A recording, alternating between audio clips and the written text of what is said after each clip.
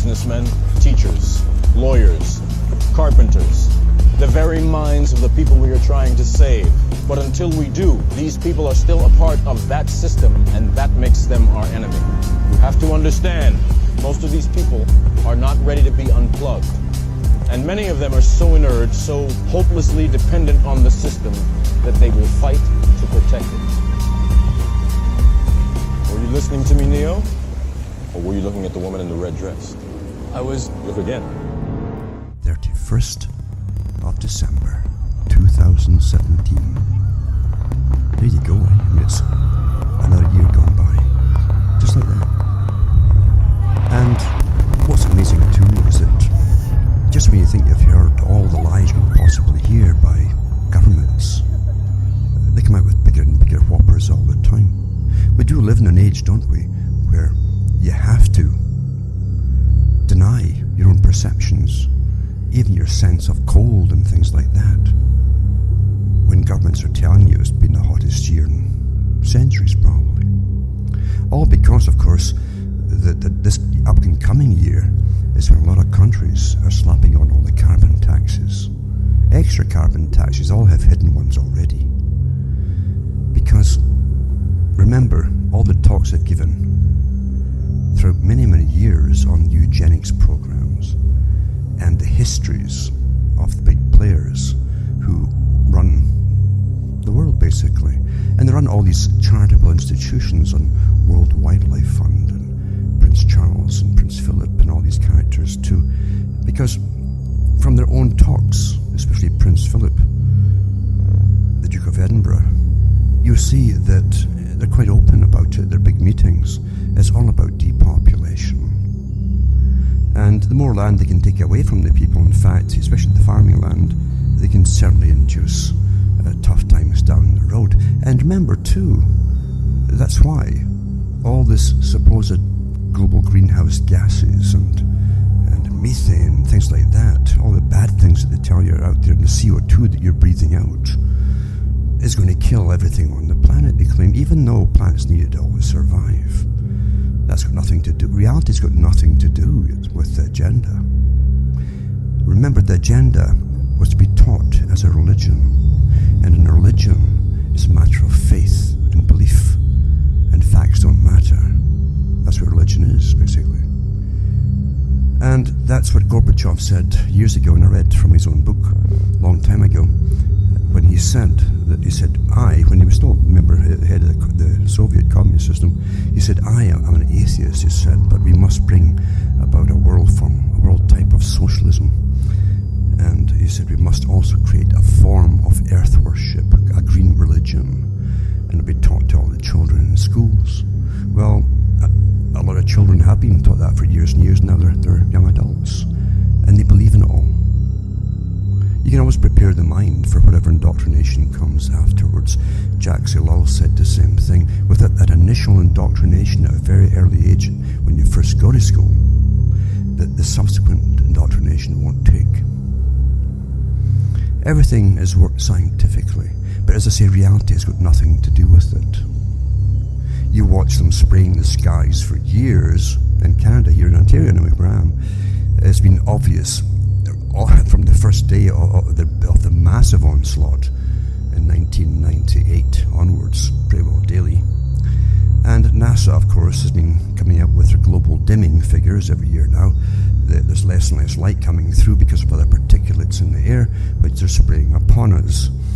And then we have severe winters, which they can then blame on us too, because we're responsible. Anthropogenic global warming is also the problem for global cooling. In other words, they can't win here. They win all the time, but you can't.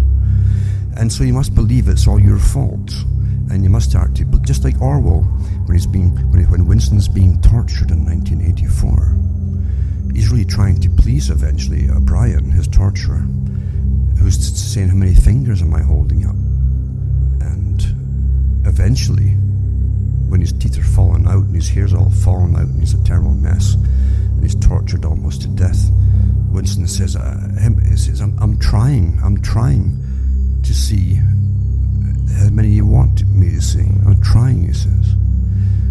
And then he gets shocked again by O'Brien. electric shocks. He says, it's not good enough. It's not good enough that you say what I want you to say. He says, you've got to believe it. So we're living in an age where you have to believe nonsense. Insane, mandated nonsense. Because you are living with the techniques that were perfected under the communist socialist system, which also brought forth, by the way, psychology and psychiatry and behaviorism. That was all part of it.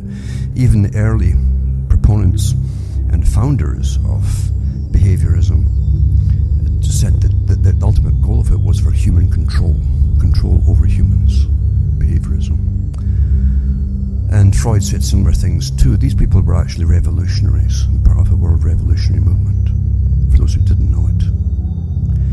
And the big boys at the top, for those who think that somehow communists were all peasant people in pitchforks and very uncouth type, illiterate type of characters, nothing's further from the truth, because those that led communism were trained in the best universities in the world. Still are, by the way. And they're multi-millionaires and billionaires, some of them. And you're in the next step of the post-old Soviet system. It's a world type of system where it's more advanced than the next step, where the top owners of all the producers, basically, of all the things that you consume, now have the right to work in governance. They're unelected, but have formed all their committees and so on to rule over the whole planet and to decide the fate of everybody and everything on the planet. That's where we are today. And when you go back into, as I say, the big foundations and the Royal Institute for International Affairs, CFR, and all the hosts and the IMF and the World Bank and all the rest of it, yada, yada, yada, it's all one system working together, all branching off out of the one egg, basically. Working awfully well. And they can't just ask for volunteers, I've said many times before, to kill themselves. It's not because you're destroying the world, it's because they don't want you all around anymore. They really don't want you around anymore. The biggest snobs you'll ever meet on the planet are the world international socialists, the ones who rule it all. They're incredible snobs. And the class consciousness is just incredible with them. And from the earliest days of even the Fabian Society and the George Bernard Shaws and so on, and H.G. Wells, who worked for it too, they were quite blatant about the fact that the working people, so much of their problem was simply there's just too many of them. That's never changed. The only reason they didn't have the massive, fast, Bolshevik revolution type system in Britain, for instance, was, and parts of Europe too, other parts of Europe, was because basically of the system that had at least an idea of basic rights, at least the idea of it. And they also had a tradition of religion, which at least had taught them enough to be wary of that which they saw as evil.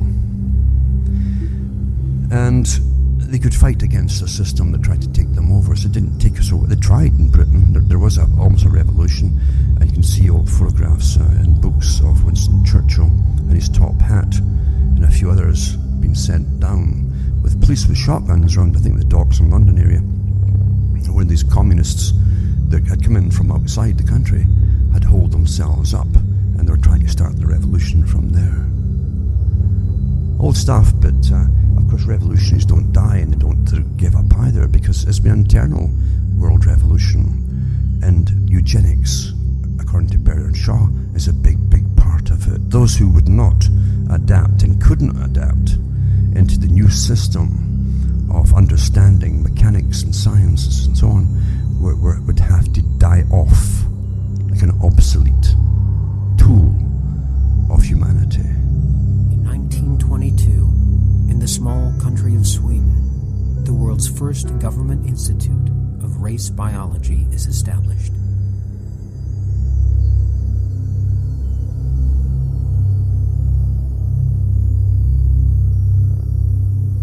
Years later, a unanimous parliament passes a sterilization law. The Institute of Race Biology in Uppsala, under its founder Herman Lundborg, is the center of Swedish race research.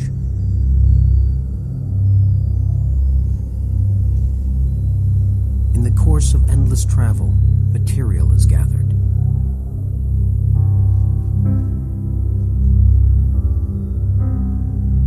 Photographs and physical measurements of thousands of Swedes. In the pursuit of positive and negative heritage, towns and parishes, prisons and correctional institutions are visited.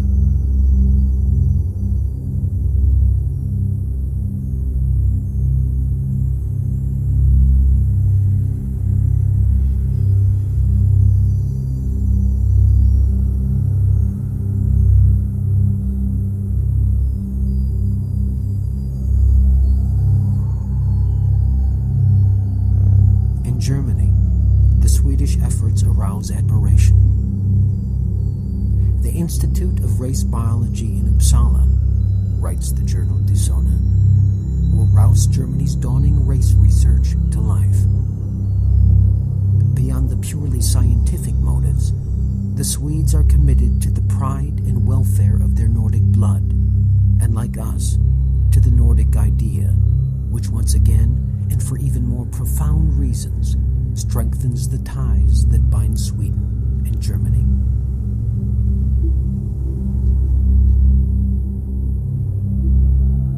The Institute places peculiar emphasis on anthropological measurements and ethnic attributes. Despite this, race hygiene would be integrated into Swedish social policy.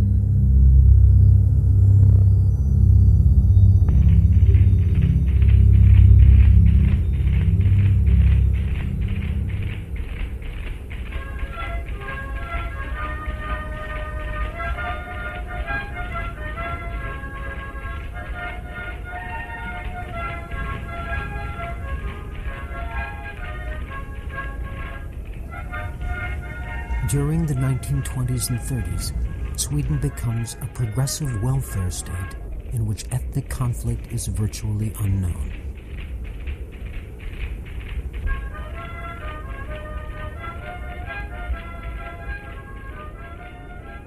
A passion for social justice, preserving the physical and mental health of the Swedish stock, is the rallying cry. Race hygiene is seen as central to the well-being of modern society.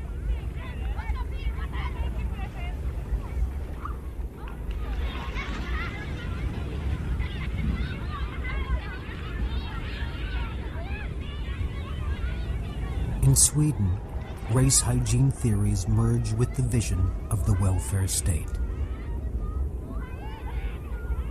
Social engineers are responsible for organizing society for the greater good. The nation ranks higher than the individual.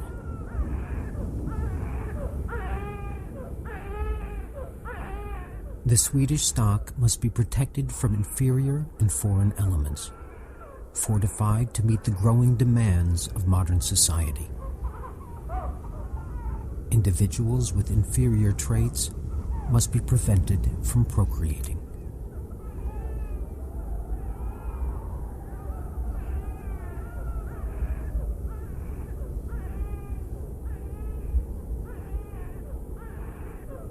Positive eugenics, breeding, is still a dream. Thus, negative eugenics must be accepted. The sterilization law is not compulsory. The Swedish variety is democratic. Opposition shall be overcome through persuasion.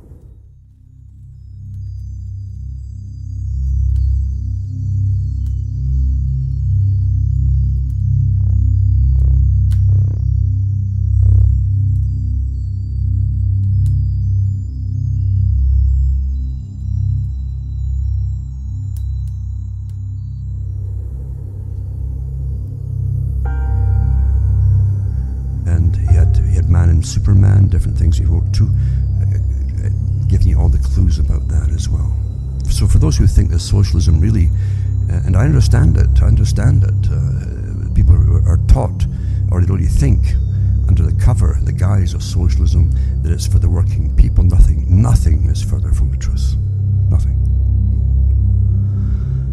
And for those who think that it is somehow true international socialism is the way to go, even if it destroys your own countries, nations, and everything else, well, tough luck for you, because this is a plan for destruction in order for another group to dominate the whole planet.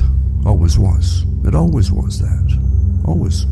Some are very brazen about it and so on. So as I say, we're living in a time of mass, not just deception, but we're living in a time of very dangerous government proposals and so on to shut people up. Other folk have mentioned, some even socialists have mentioned that in the past, like Christopher Hitchens, and he was Trotskyist type, at the very least. And he had talked about the biggest danger of freedom of speech and where it was coming from. He knew, because he was in that group. And we are certainly seeing it today. In very well organized groups, they're all connected, by the way. And the followers never understand it, but followers never understand much at all anyway. And they're all the gung-ho armies, basically. They're whipped up to protest this or shout down this other person or whoever it happens to be because they don't like what they're saying. Just like Christopher Hitchens' brother, who's still alive, Peter Hitchens, has talked about being almost waylaid at universities by these student protests. They know he's coming, and they don't want him to speak. That's not free speech. Of course it isn't. You're being shut up in so many different areas for your opinions, and they're using all the same techniques they use for other areas, and it's worked in other areas, so they're now using it on you. You're now a climate denier if you don't believe in the religion mantra that you're supposed to believe in, and along with the mantra you're supposed to believe in a lot of other things too. And we've been through all that before, where you've been told by our governments, for goodness sake, that it's not a matter of humouring people anymore who think they're Napoleon or something else. You better pretend like Winston in George Orwell's 1984. You better pretend anymore. You better start believing it, or else. Because just saying it isn't going to be good enough. That's where you are with all this. Very dangerous times.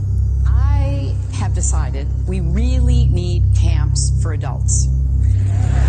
And, we're much less racist, sexist, homophobic, all of those things. But we sure don't want to spend time with anybody who we disagree with politically. But African Americans, Latinos, people with disabilities, Muslims, I do hope somebody follows that gentleman out and stages an intervention.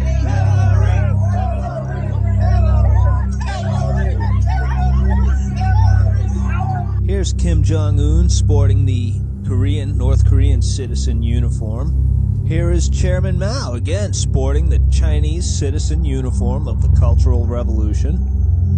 Now here's Hillary Clinton. And, can you see a similarity? Hillary Clinton wearing her red citizen uniform. See, the Clinton network, it amounts to what is a communist party. It's not just a coincidence that she's coming out with these clothes, that they are introducing this to the American psyche.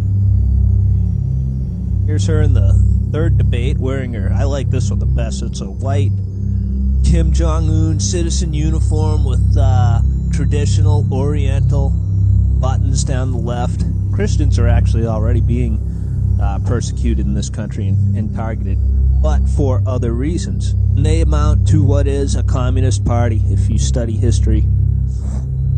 Remember, she used the words deplorable and irredeemable. Irredeemable means beyond saving, beyond rehabilitation, you could say, beyond re-education.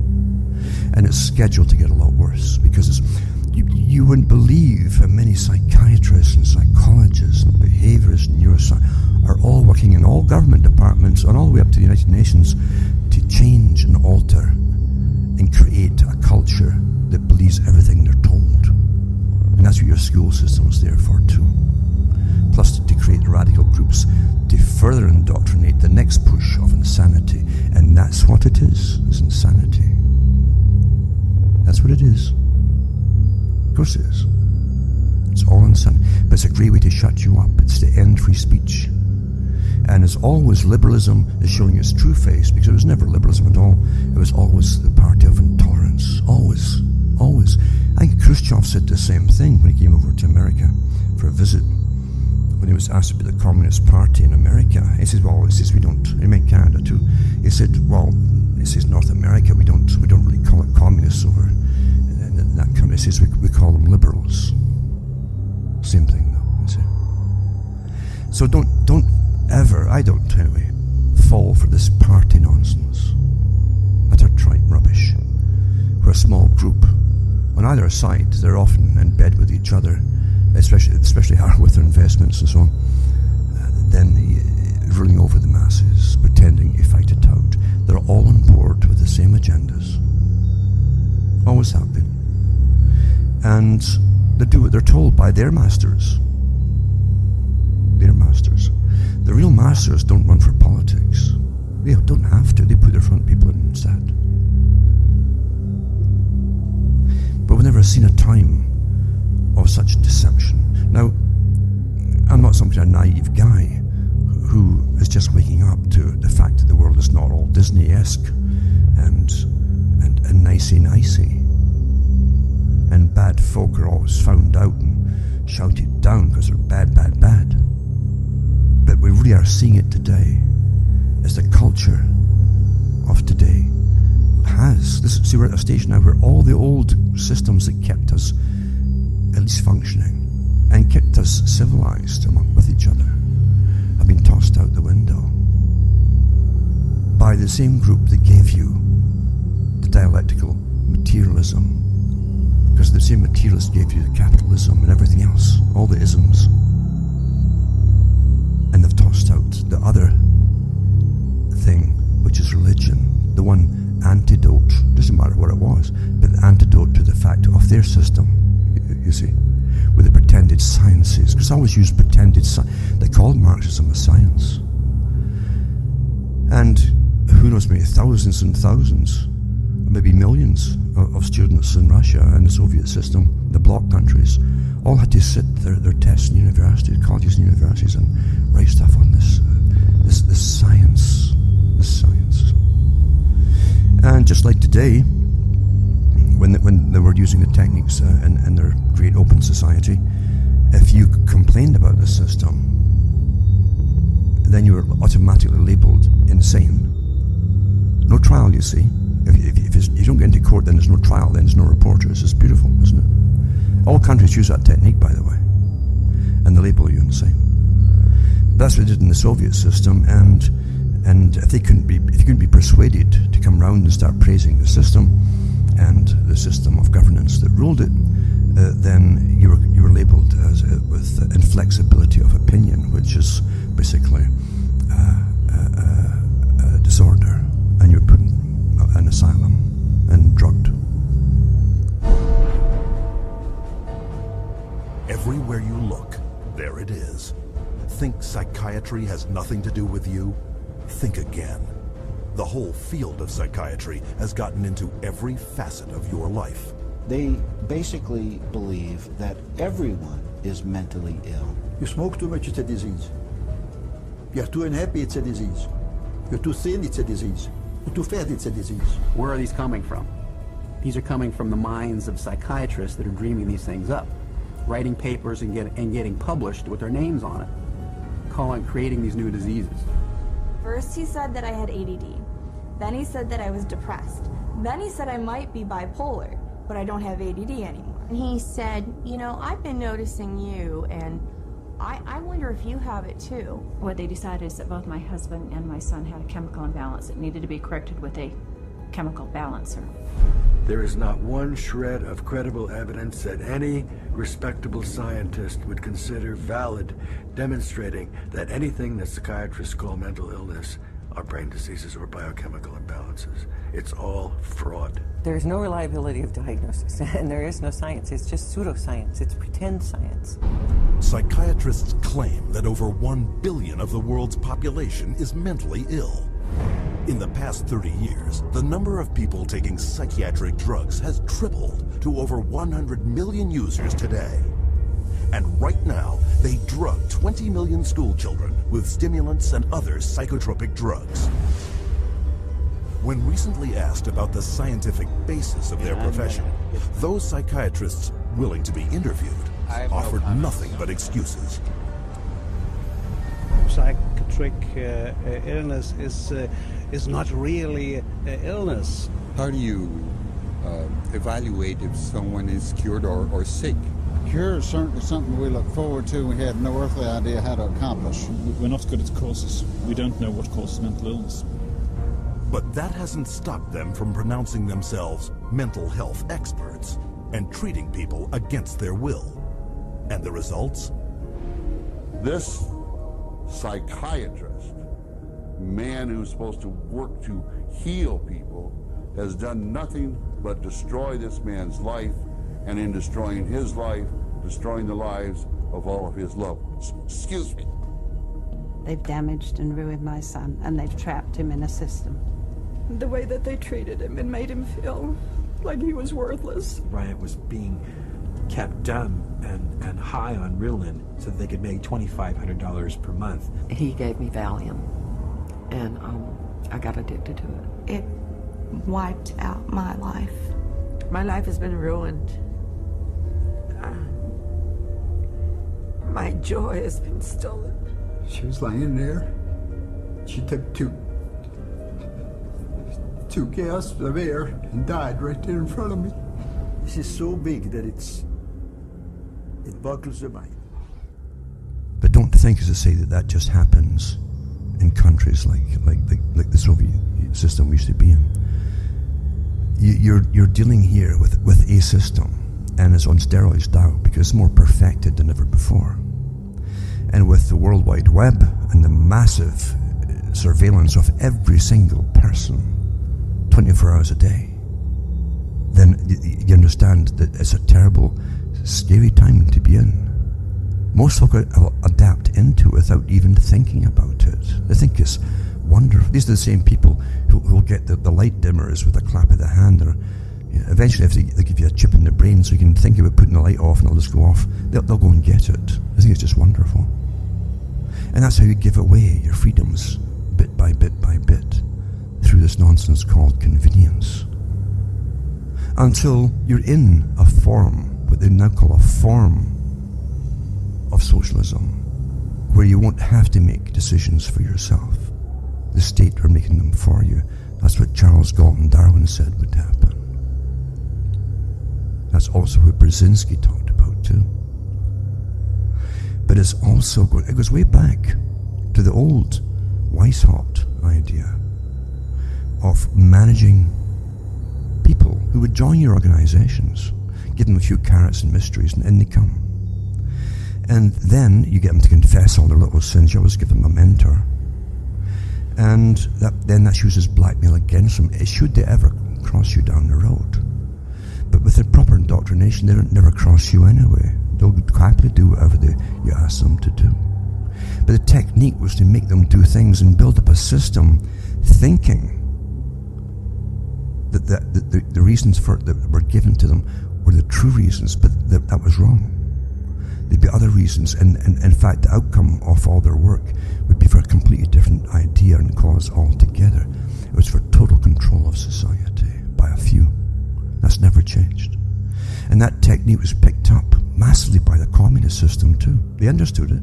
That's why the communist system was, for one group, were fascinated and really studied the techniques of getting people to do your bidding without them actually understanding that they were being coerced in a sense, very carefully, to do so. Make them think it's all their own choices. Quite interesting, isn't it? And it's a different story altogether from what I was going to talk about tonight, but part of it, as I say, is the fact that we're being taught that whatever science tells you must be true. And And I've said many times that there's nothing in this system of humanity that is not politicized. Science is anything but some sincere, honest truth, as it always pushes itself to be, actually. What a great con that is too, isn't it? We're really here to just get to the basic truth of things. No, they're not. They'll do whatever is done. People do, it doesn't matter what they work at, for money. And the more money they get promised, and positions and elevations in the professions and so on, the more they'll lie if they're told to lie. So, what are we really made of? Dig deep inside the atom and you'll find tiny particles held together by invisible forces. Everything is made up of tiny packets of energy born in cosmic furnaces. The atoms that we're made of have negatively charged electrons whirling around a big, bulky nucleus. The quantum theory offers a very different explanation of our world. The universe is made of 12 particles of matter, 4 forces of nature. The universe is made of 12 particles of matter, 4 forces of nature. That's a wonderful and significant story. Suppose that little things behaved very differently than anything big. Nothing's really as it seems. It's so wonderfully different than anything big. The world is a dynamic mess of jingling things. It's hard to believe. The quantum theory is so strange and bizarre. Even Einstein couldn't get his head around it. In the quantum world, the world of particles, nothing is certain. It's a world of probabilities. The quantum theory offers a very different explanation of our world. The universe is made of 12 particles of matter, 4 forces of nature. The universe is made of 12 particles of matter, 4 forces of nature. That's a wonderful and significant story.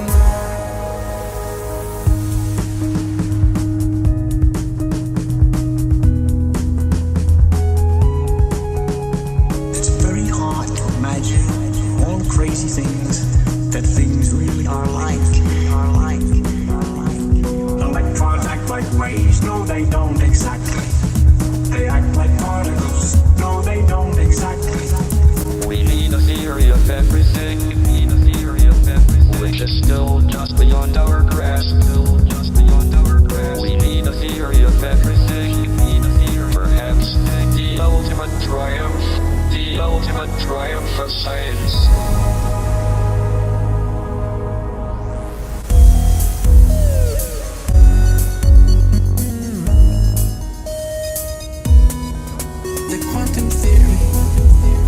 A very different explanation of our world. The universe is made of 12 particles of matter, 4 forces of nature. The universe is made of 12 particles of matter, 4 forces of nature. That's a wonderful and significant story. Wonderful and significant story. I gotta stop somewhere. I'll leave you something to imagine. They all know.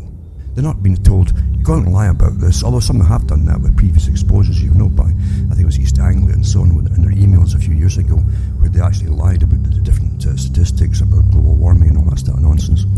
Anyway, these people who before all this started, this con was picked on of global warming and so on, then they changed to climate change, and before that too was the coming ice age.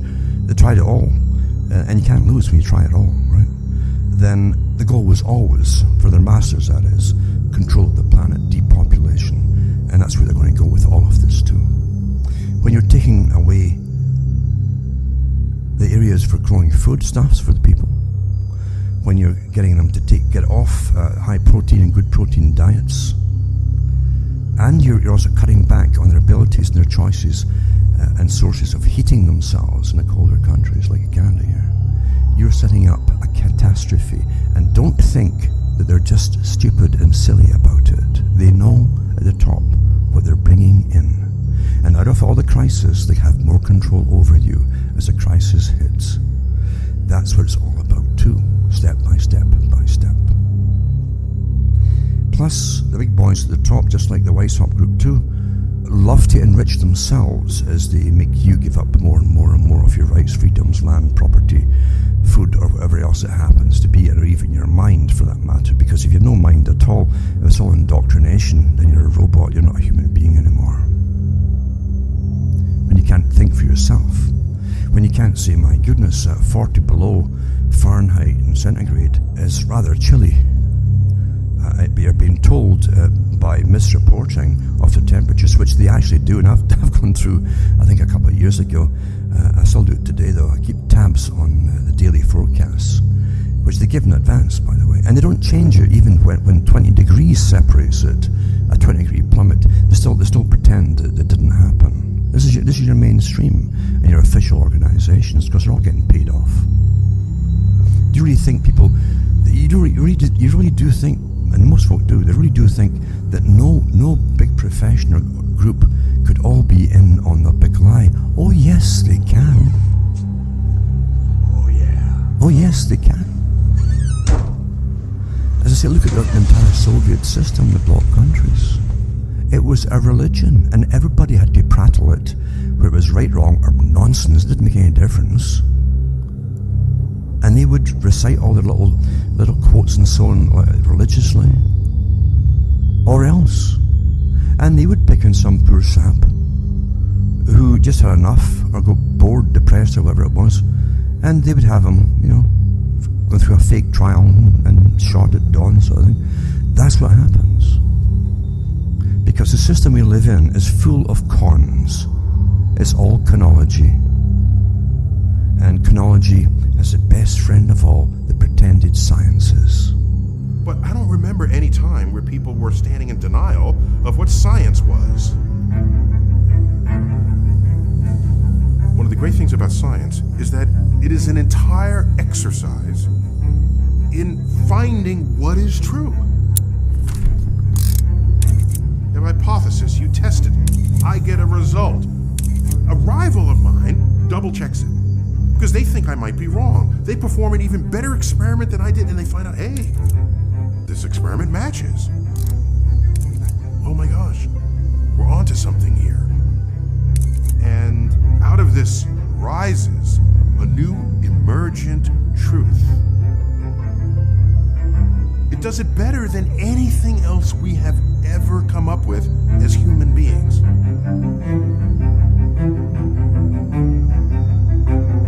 This is science. It's not something to toy with.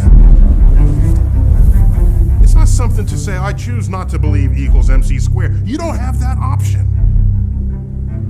When you have an established scientific emergent truth, it is true whether or not you believe in it. And the sooner you understand that, the faster we can get on with the political conversations about how to solve the problems that face us. So once you understand that humans are warming the planet, you can then have a political conversation about that. You can say, well, are there carbon credits? Do we do this? Do we put a tariff on it? Do we fund? Do we subsidize? Those have political answers. And every minute one is in denial, you are delaying the political solution that should have been established years ago.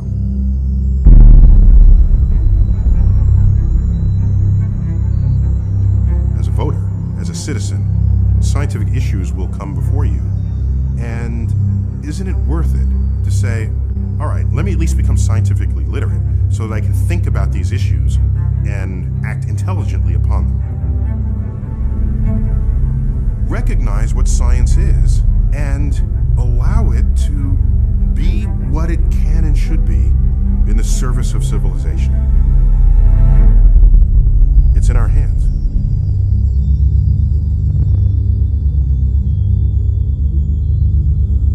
You could do years of exposing all the documents and documentaries have been put out over the years of, say, even one area, say, pharmacology. I've read them myself. some of them sometimes, on air, and they would have hired, again, experts and professors and so to give you all this write-ups about drugs which were lethal to people. They give them wonderful write-ups and take money for it, and they would come on TV with their faces hidden and talk about it quite blatantly because they're psychopaths. And they have no problem with lying about everything today. Everything's deception, from Bernays and his techniques of deception, and used people's own natural instincts against them. Again, that's all from Weishaupt all that time ago. Weishaupt was the first one to use the natural drives, sexual drives and everything, against the people themselves. For those who didn't know it, the old Masonic lodges used to have brothels attached to them. It wasn't just the Hellfire Club. Always get the passions, lose control of the passions, and then you lose your reason and your logic. Then you're under someone else's control. That's how it's done. Look at today. And as you're under all that nonsense and control, then they come out with all the religion, the new religions, where you can see what's obviously in front of you, but you better give the fake identification or you're in trouble. Dangerous times. When you're told and ordered to be insane. There are thought criminals who maintain resistance is not real. To be insane, that's the only word for it. At one time, you have jokes in the newspapers, for instance, about people. The old one was Napoleon. Little cartoons in newspapers, things like that. And everybody would know that this person has a problem. And if you were a decent human being, you would humour them. But now you're not allowed to even humour them. Now you better, like Winston, you better believe the amount of fingers that Brian's holding up is whatever Brian says it is, not what you see. But you better believe it. Dangerous times. And it's not going to stop now. As I say, there's nothing more ruthless to the bitter end of totalitarian techniques than we're seeing re-emerge today, where they're using the internet to literally be the new judge and jury and executioner of nonsense, just simple accusations on different people across the whole planet. The whole planet. And folk are going along, they fall into, because it's emotion, you see, they fall into it's meant to trap them. People, well, I think so-and-so should get blah, blah, blah, you know. Well, wait a minute here. This is not a court of law we're talking about, where facts have to be proven. You don't need any facts at all. And one day, when you're seeing it now, you just say something and bang, you know. And again, you're getting social approval and disapproval that Russell and many others that gave you the system, who worked on this system, you're now into, and they've got more to come from the same characters. He said that, well, social approval and disapproval. That's how they would train the mob to turn on thinkers and individuals. And if you cave in and comply, like Winston, then you get to the spreading chestnut tree pub eventually with no brain at all, just babbling. If you give in, then you get approval. But if you hold fast to sanity and logic and your sensibilities and the facts, they're going to be merciless. Absolutely. That's very dangerous. Dangerous times. Thought up by bright people who are trained in control and how to gain control and to use natural instincts against the people. Fantastic, isn't it? And I've read articles too about all the different foundations and all the different charitable institutions, the big ones to do with animals and preservation and so on.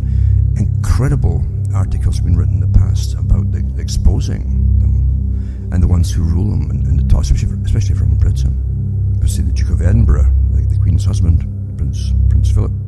It's been so open about depopulating the peasant class, basically. And occasionally he's been chided for it, but nothing too serious, doesn't bother him. Why should he? He's untouchable. But don't forget that all these big institutions have as their head different members of the royal family, who most certainly have never represented the average peasant of Britain. But they're very vocal about what has to be done. Now remember too that the Club of Rome was given, the big think tank was given the task of finding out a way so that the big boys could get their way over the general public, total control. You must have a serious scenario given, and they dreamed up global warming, famine, pestilence, drought, and the old plague type of stuff. That would do it. That would fit the bill, so that man would be the enemy, and that's why they're calling it anthropogenic global warming. It was dreamed up by a think tank that published that very thing I've just said. So it's not speculation on my part. And this is where we're going with it all. To understand, this is the new religion, and under the guise of saving the world, they're going to go the whole way with deciding who lives, dies. They already are. Now they're going with the older people and so on. They've quite openly discussed, well, why keep them alive, even though it's no big deal or massive expense to keep them alive with minor illnesses. But now they want us to get rid of them quite openly. They're coming out with it more and more openly. And you're going to see it escalate. You start with the children, you abort them. We've already had some, you should look into yourselves, and I know way more about it than I say, but they have some surgeons and abortionists even talking about aborting them up to even after they're born, up to the age of 3. In official journals, medical journals. Things like that. These characters are serious about it.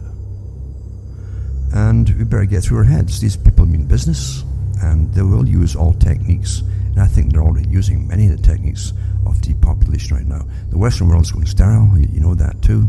Too many articles out there over many years I've read myself to deny them. A booming business now is fertility clinics. And it's no big deal, as I say. When it's no big deal, then the farmers at the top obviously know what's causing it, and it's intentional, because the farmers, the last thing they want, and they would get to the bottom of it if it was not a plan put out by themselves. They'd get to, the farmer always finds out what's wrong with their stock if he didn't plan it that way. That's how it is. And Charles Fort said that too. We're being farmed. And we are. We're farmed up for warfare purposes in past years, and now they don't need you anymore with their high-tech weaponry and so on. And that's how it goes. Anyway, sanity. Sanity is what is under attack from every possible direction right now. Until you're not supposed to eventually trust your own instincts, your judgments, your perceptions at all in any area. You have to ask the experts first. What did the experts say about this, that, the other?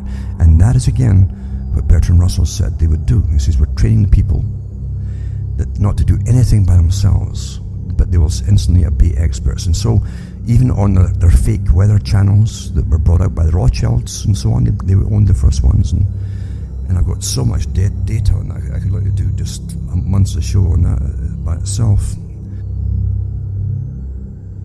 The people who often worked at these places admitted their job was to intensify the horror of this little rainfalls and turn it into floods in people's minds and things like that, in order to get them to start being afraid of nature, afraid of the weather, and to actually believe all nonsense that was going to get fed to them. Actually, so many have come out and said that worked for these companies. But again, we live in a time when facts don't matter. When blood and gore will soon be taxing you and living even higher on the hog than they already are. But global warming, and as I say, years ago, and I gave talks in it too, when they complained there's going to be the coming ice age. British professor Hubert Lamb says that a new ice age is creeping over the northern hemisphere. Even then, it won't be as bad as the last ice age 60,000 years ago. Then New York, Cincinnati, St. Louis were under 5,000 feet of ice. Presumably no traffic moved and school was let out for the day. And that's the way it is. Monday, September 11th, 1972. Dire predictions, if we don't obey them, the world is going to end. And you got to look at every weather program now with an umbrella. Oh, if you're going out today, get an umbrella. Are you really such a child who need that? Well, why are you being trained like a child your entire life long? It's for a purpose. Until you can't think without the advice of an expert. It just makes no fucking sense. Now remember, reading at the time, this was 2008 on the air, that Prince Charles came out with this dire prediction. Now I remember, I gave you a talk about it too. I said, this is a guy that back in the 80s said that Charles, that he'll be the prince without a cause, no purpose. They didn't even know if he'd ever take the throne. So they gave him different functions, architecture, and then they hit on, well, let's put him out there as an advocate for nature, just like he's like Philip, you know, Prince Philip, the Duke of Edinburgh. Yeah, Prince Charles, this is 2008. 18 months to stop climate change disaster, he says. That's when they're really pushing then to get all these different things signed into law. So we give all rights and freedoms and all the rest of it, and start just dying off with starvation and, you know, good clean energy that wouldn't keep you warm in the winter, that would all make you die. And that's actually happening in some countries already, by the way. Well, it was meant to.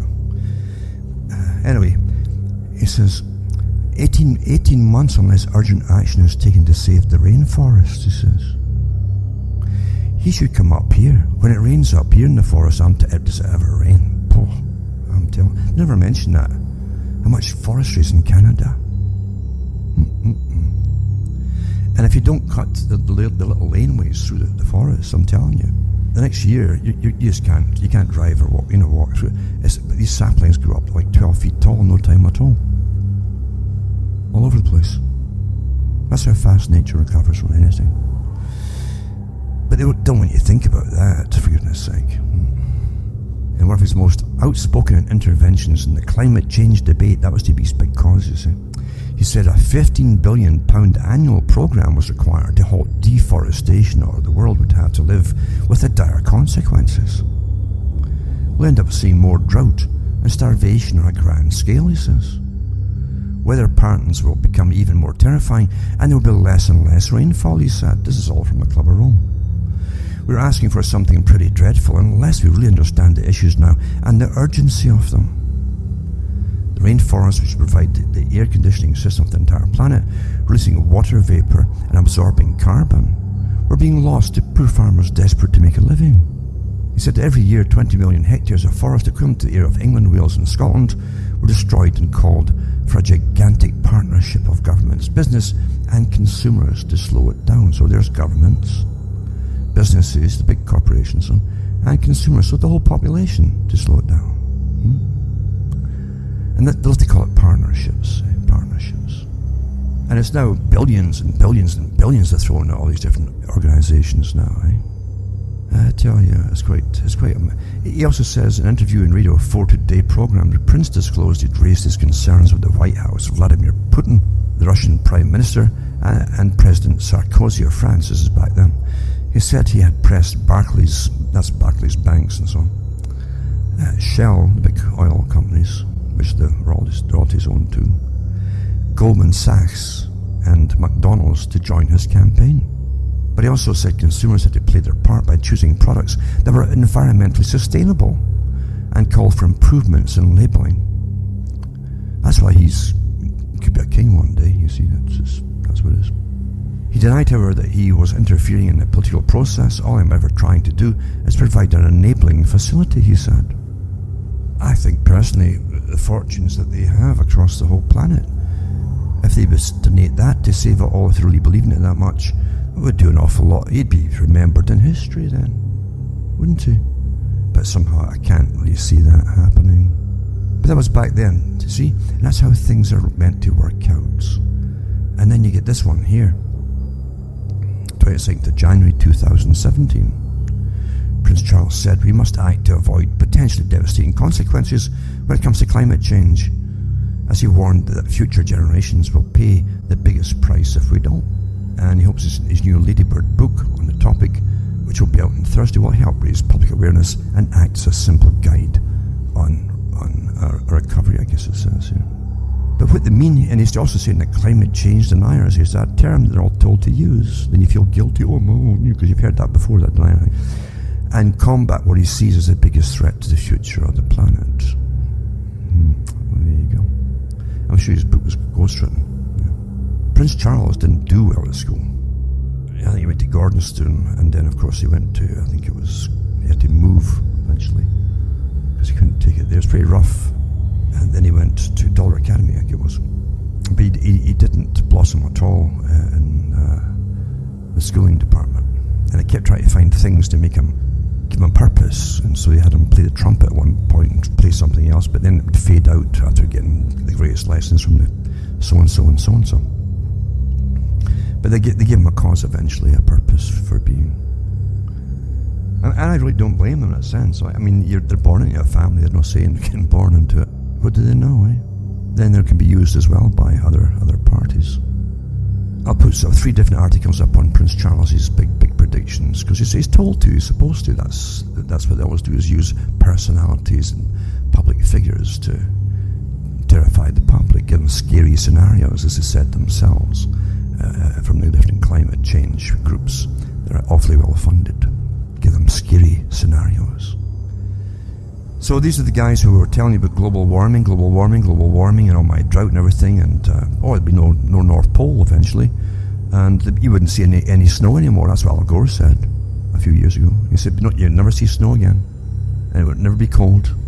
And here we are up here in Ontario, and with a few nights here of -20, -30, and -40, and it's not getting above. I'm talking about Fahrenheit, which is in about the 40 degrees. It's the same with centigrade. The scale matches out then, but also it doesn't get above the 0 Fahrenheit during the day. But we're not supposed to. I'm just imagining that, you see. I'm imagining, because it's really warm, according to the big masters of how you're supposed to feel. Sharks freeze in Niagara Falls, turns to ice in -37 centigrade temperatures, colder than Mars, as America braces for the chilliest New Year's Eve in 50 years. Well, you're just deceiving yourselves if you believe it's cold, because it's going to be even the 3rd warmest year that the world's ever had. That's what they're announcing right now. Facts don't matter in such tyrannies. So there we have sharks freezing and all the rest of it. Now, just before I move on here, to add to Prince Charles, we have this one here. Prince Charles has said we must act to avoid potentially devastating consequences when it comes to climate change. Blah, blah, blah, blah. And pushes his book again. And then you have this one, which is July 28th, 2015. This is his warning there are only 35 years left, so he extended it to 35 years. Remember, it was only so many months. To save the planet from climate change, a disaster represents a 33-year extension of his previous deadline. His dire warnings before was all dead by then, you see. But he's actually extended it by 33 years now. He's awfully precise, you see. That's the greatest thing about this religion. These priests of religion can make anything up they want to do at all. And you better just believe them. That's it. But there, as I say, getting back to what I was saying, sharks are freezing, right? North America, weather. It says Canadian Zoo moves penguins indoors because of cold temperatures. That's because of global warming, you see. As an extreme cold warming was in effect for the country, temperatures hit a frosty -25 centigrade this week. It was much, much colder here. This was actually done in Calgary Zoo. But on cold days like this, we have to make that choice for them because it's so cold. But on other days, we do give them the option of coming in and out as they please. So that's nice of them. So there you go. That's how it's done. That's how it's done. Another thing too, with Prince Charles and all the rest, and Al Gore and all the rest of these characters, and all these big scientists that have got masses of money tied up with all the policies if it all goes through.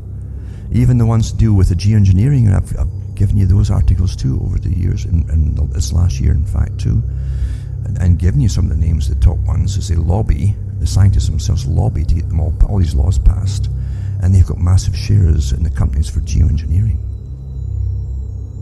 But here's Prince Charles. He lobbied on climate policy after he got shares purchases put through himself. He did documentaries on this at the time, I can remember it. And he campaigned to alter climate change agreements without disclosing his private estate had an offshore financial interest in what he was promoting. The BBC Panorama programme has found. The Paradise Papers showed the Duchy of Cornwall in 2007 secretly bought shares worth $113,500 in a Bermuda company that would benefit from a rule change. The Prince was a friend of a director of Sustainable Forestry Management Limited. It's all big businesses. Sustainable Forestry Management Limited. It goes on conflict of interest, but it doesn't matter. It doesn't stop them. Bullshit level, DEFCON 5. We don't live in decency anymore, like a Disney-esque society. That was part of the con too, to make us all naive.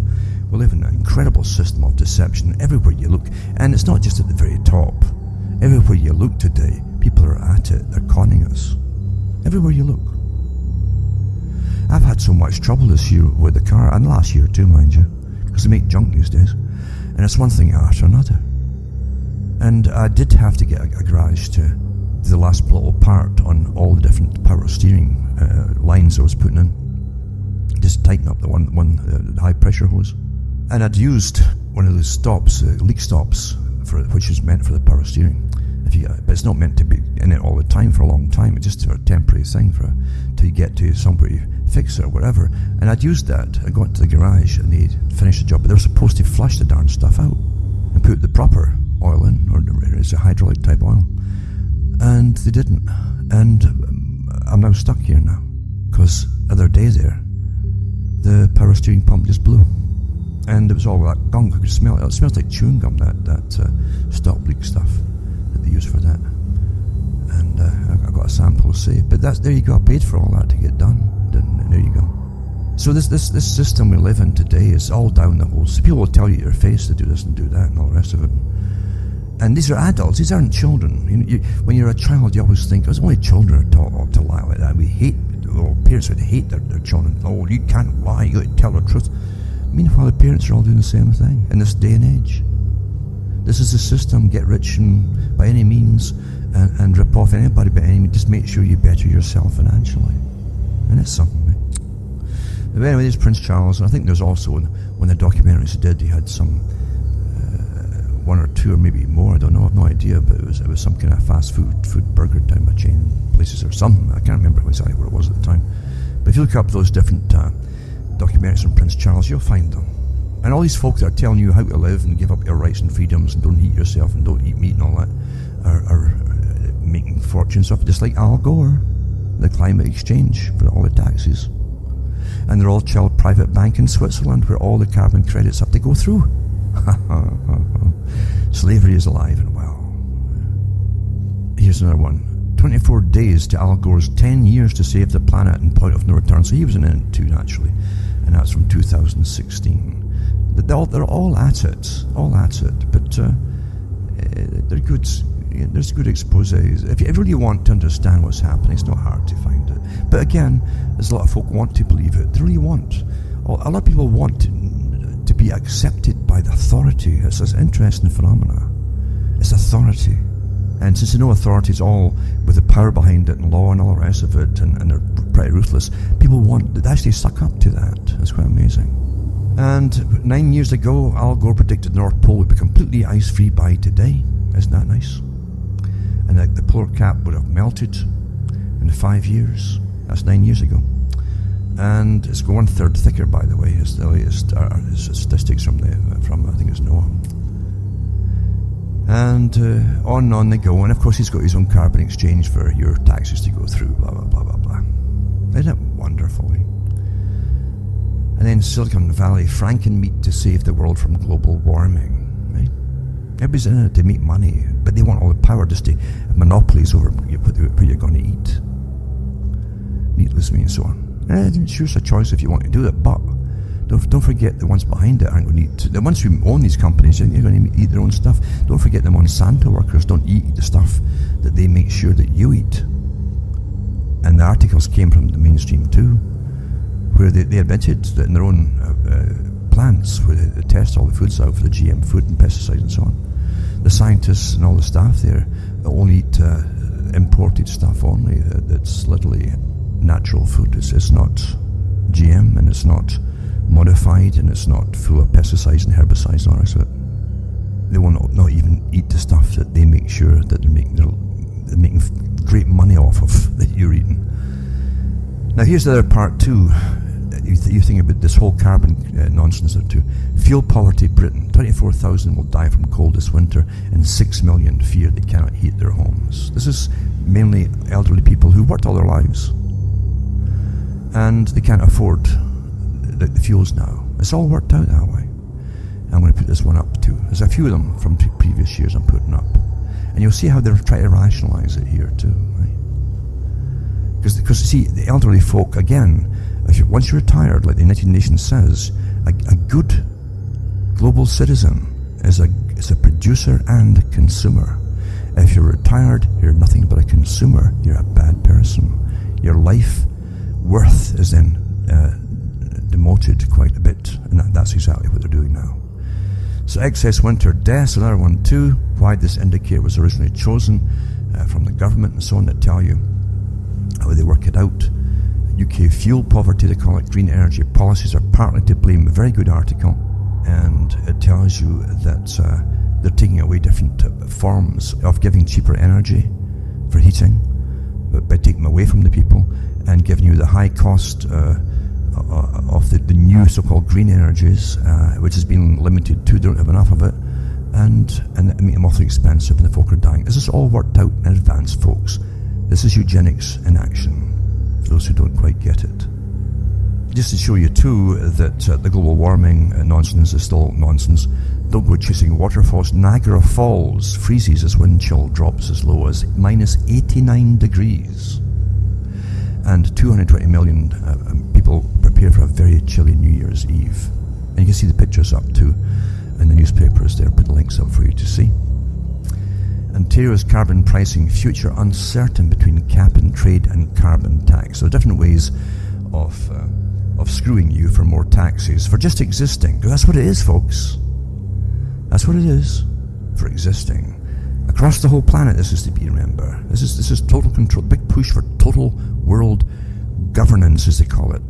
Because the ones who really run the planet are not elected. And you know that. And then the ones that you elect are certainly placed in front of you by the folk who do own the planet. So Ontario's carbon pricing future uncertain between cap and trade and carbon tax. Quite interesting, really. But I'm going to go back for a second, just to this last one, on the UK fuel poverty. It's not just in the UK now, by the way. I've got maps here from all different places in Europe and Scandinavia too. Green energy policies are partly to blame. What makes fuel poverty deadly? Poor heating and a lack of insulation are known to increase the likelihood of strokes in the elderly and to exacerbate asthma and rheumatic disease in all age groups. All age groups, exclaims Climate Wire, a correspondent, and so on. And it gives you how the UK, for instance, defines fuel poverty. And the redefinition instantly reduced the official tally of fuel poor in the UK from 3.2 million to 2.4 million. In other words, they then redefined what it was to cut down the numbers, just not the facts of it, but the numbers that they're going to use as suffering from fuel poverty, from 3.2 million to 2.4 million, just by changing how they're working it out. So, yeah, this is a standard cons they're doing. It's the same when they tell you so many are unemployed or they've been employed this month. It's all junk nonsense. All governments do it, all parties do it. It says the issue is heating up partly because Britain is facing the worst winter in 60 years, but also because government policies mandate increasing reliance on renewable energy, which is, of course, much more expensive, right? Green energies and so on. Although commonly associated with the UK, Ireland, and fuel poverty is more pervasive, and it gives you the map, very good maps of percentage of European households that cannot afford to keep their homes adequately warm. This is eugenics and depopulation in action. With that comes disease too. With that will come poor health, which makes you open to infections and so on. And that's what people used to die of all the time in the 19th century and so on, into the 20th century, early 20th century. And better living conditions for the first time helped to give you a bit longer lifespan, but now it's dropping again. And the official stats are out on that very fact that it's dropping again. It's all been done deliberately, and big organizations sit up there with all the big owners of the planet calmly discussing this stuff. And how to even increase the death rate, by the way. And say back to Ontario's carbon taxes. And Ontario's first year of carbon pricing brought in nearly $2 billion. You get nothing back for it. $2 billion, right? Just for Ontario. But uncertainty looms over the programme's future as the province faces an election in 2018 that could see its cap and trade systems replaced with a carbon tax across the board, basically. It's such a racket, Such a racket. So the money will go to the big goers and all the rest of them, and all the rest of them, they'll wreak massive profits of just trading carbon credits and so on. All for your money. You get nothing back at all. You just get screwed again. That's what it's about. There's an old saying in Tennessee, I know it's in Texas, probably in Tennessee, that says, fool me once, shame on you. If fool me, we can't get fooled again. 2, the world's most viewed site. Here's what's up with that. It says on global warming and climate change, and they also go into record-breaking cold in winter. Don't worry, the climate explainers have it covered. No matter what happens, they say it's all your fault. There's too many folk, you're causing it all. That's always the purpose, you see. That is the purpose of all. And don't forget, look at the old paintings, for instance, in the 1800s and 1700s, even earlier, in places like Holland and different, and even in London, and folk would skate on the Thames at one point, and they'd be skating in Holland on the canals and all that kind of stuff. It goes up and down all the time. That's what happens. Evaluating the environment impacts of dietary recommendations. Awfully good article here, by the way. Institute of Environmental Sciences. University of Eindhoven, it says, in the Netherlands. They're a big one for depopulation. And what it is if they start feeding the poor folk, right? If you start eating properly, it'll accelerate global warming. Eugenics, depopulation, ding, ding, ding. Is it coming through? Is it getting through there, folks? Is it? How it all works together? Because it is. It's a pyramid. And at the top of the pyramid, that runs all these different sections of it, you see. That's the way published in the PNAS, and I've got the one here, the one I've just touched on there. The one that's evaluating the environmental impacts of dietary recommendations. But back to this one here that explains it simpler for the time factor for what I do here. It says, published by the PNAS, recommends climate be taken into consideration when drafting national recommended diet guidelines. It recommends that poor people should consume vegetable protein instead of meat protein in line with dietary recommendations for rich countries. Otherwise, you see, they'll get more CO2 and there'll be more methane from all the animals they're raising to eat and so on. So give poor folk poor diets, is telling me here. Now, you can be a good vegetarian if you really have access to all the stuff you really, really need. But most folk don't even know how you start it, and they're not going to get it from these guys. What it's getting here is this is how to bring down the health of the poor. And who do you want to eliminate first? The folk who you see as excess, like H.G. Wells said. Another one too, record-breaking winter cold. Don't worry, the climate explainers have it covered, as I say. And just to finish off, I mentioned this years ago about all the Wi-Fi, microwave in the air, and they kept saying, oh, the passive chips. Don't worry about them passive chips, that everything you buy and all that. You need something to pass on a little current at the checkout counters to read them. Well, hey folks, you're always played as suckers, because what they tell you at the time is obsolete. They're way ahead of you, and down the road they'll bring through the real thing. So all the little things you have in your clothing and all the rest of it already, by the way, I've given out articles on that. You won't even see it. Some of it's even woven into your cloth. The radical Wi-Fi power transmitter that can charge your electronics from 80 feet away. Well, believe you me, even that stuff is just minuscule to what the military can use and the big authorities can use.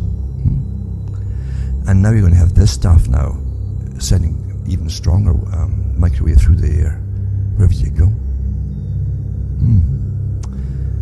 Set to demonstrate the Consumer Electric Show at Las Vegas next month. Creates a coverage area so into Wi-Fi to automatically charge devices over the air. You don't need wires and so on. Everything's going to plan, isn't it? Because it always does. Nothing happens by accident. I've always been fascinated by that. How they work things out long before you hear the first device or the first gadget or whatever. They've already worked out step by step. They'll introduce different things and how it all mesh together down the road at the right time. Everything in the world is about control. Everything is control. From mind control, thought control, speech control, all that stuff. But what you can't have is self-control in charge of your own mind. Well, anyway, I hope you are keeping warm out there. I hope you did get through Christmas and didn't fall out with too many people, and that you are keeping sane Because sanity, without sanity, what do you have? Without a mind of your own, what do you have? Some of them said, a long time ago, the control box, you might say, talking down to the people, said a lot of people will be happy to give up their own minds. It's too much of a burden making decisions. And for some people that will be true. But we're not all lumped in amongst that little group. So hang on to your mind, hang on to your sensibilities. Don't be bullied into seeing how many fingers you're told to see that O'Brien is holding up. Or if O'Brien says he can fly, then you better say he can fly and you better believe it. No, you say what you say. Because when you stop doing that, it's finished. Well, Happy New Year, everybody. Let's hope it is kind of fairly happy. All the stuff they're bringing in, of course, is an awful agenda. And it's been that every year, step by step, the same agenda. But at least at the moment, there are some of us who still have the ability to laugh at it and have some humour and ridicule it too. And not be fooled by different groups and parties and all the rest of it. The world is pretty nasty. The people in it are nasty, the ones who rule, the psychopathic class. And they've been here from probably the beginning.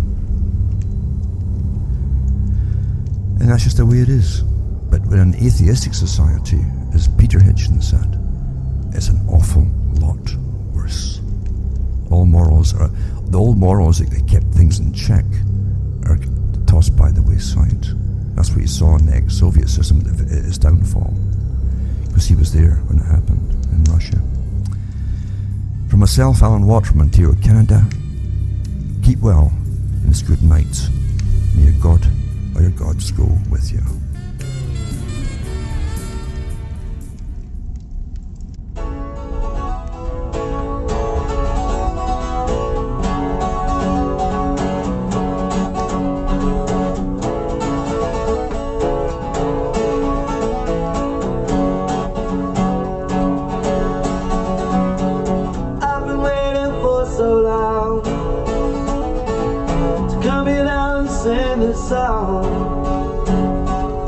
Don't be fooled by what you see. Don't be fooled by what you hear.